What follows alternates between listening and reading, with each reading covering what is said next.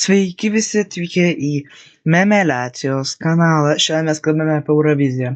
Liko 127 dienos iki Eurovizijos finalo, aišku. Tai yra nacionalinės varžybos ir mes turime tik dvi šalis - Juodkalnija ir Albanija.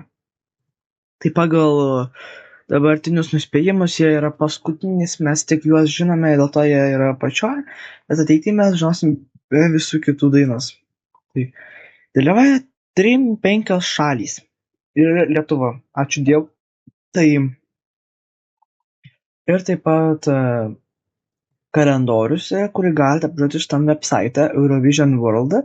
Ir čia iki su Lietuva, pavyzdžiui, buvo artistai paskelbti lapkričio 25 dieną.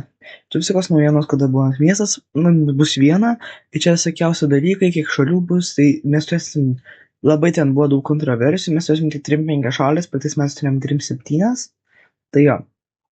Tai daug kas įvyko, bet mes dar turime. Tai dabar bus labai daug Eurovizijos LT ir mes žiūrėsim tokius, kaip darysim epizodus su visais mūsų draugais, nes nacionalinės varžybos yra Lietuvos, čia yra dainos, ir mes žiūrėsim tos hitus, ir bus sausio 24, 31, tada bus jau mes žiūrėsim, tai su youtuberiais, nes mes esam grupelė youtuberių, kurie tiesiog bazarina, tai mes žiūrėsim patį finalą, žiūrėsim dar Eurovizijos patį finalą, galbūt ir žiūrėsim, yra šansas, tai jo.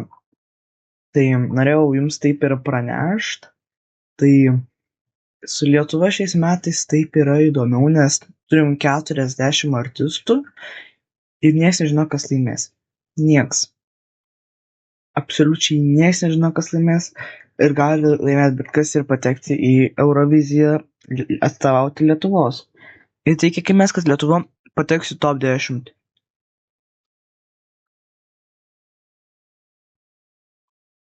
Tai galima žiūrėti bus per LRT, bet mes žiūrėsime per YouTube, Discord'e. Matysite mūsų reakcijas, geriausius momentus, mes darysim, kaip galima sakyti, transliacijas tiesioginės. Tai mes darom. Tai dabar eina laikas ir artėjam prie Eurovizijos kiekvieną sekundę. Ir mes sužinosime semifinalus, mes galbūt ir žiūrėsime semifinalų, bet yra kažkoks šansas, kad ne. Tai tuomet paklausykite dvi dainas, kurios mes jau dabar žinome, kas yra čia. Turime Albanijos Alis su daina Nam ir Juodkalnijos Tamara Živkovič su daina Nova Zora. Paklausykite ir įvertinkite ir parašykite į komentarus, ar jums patinka ar ne.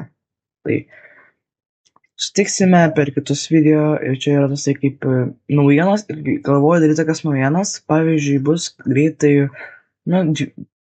17 dieną bus čia tokia apie Maltos ir Moldovos šitą ir mes galėsim taip per pakalbėti kaip trumpą įrašą video arba semifinalo padarysim kitai video, tai žiūrėsim. Tai ačiū, kad žiūrėjote, sutiksime greitai, tai ačiū, kad žiūrėjote, čia buvo Evaldas ir viso ką.